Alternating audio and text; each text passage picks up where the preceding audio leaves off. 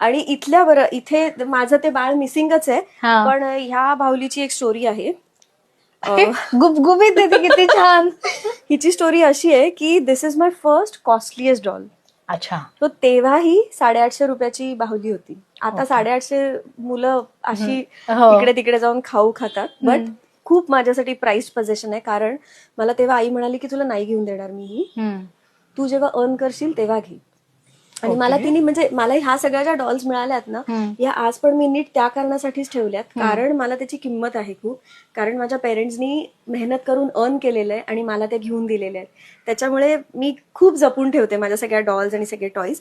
So this was the one जी मी पहिली स्वतः कमावून घेतलेली आहे. ओके. बरं, मी दुसरीत असल्यापासून गाण्याचे कार्यक्रम करायचे, तर मला बाबा पेमेंट द्यायचे तेव्हा, काय 200-500 जे काय मला देतील तसं द्यायचे. आणि तसं मी पेमेंट माझं साठवून किंवा बऱ्याच कार्यक्रमांमध्ये खुश होऊन काही लोक अजून आपल्याला एक्स्ट्रा देतात ना, तसे साठवून मी ही माझी पहिली बाहुली घेतलेली.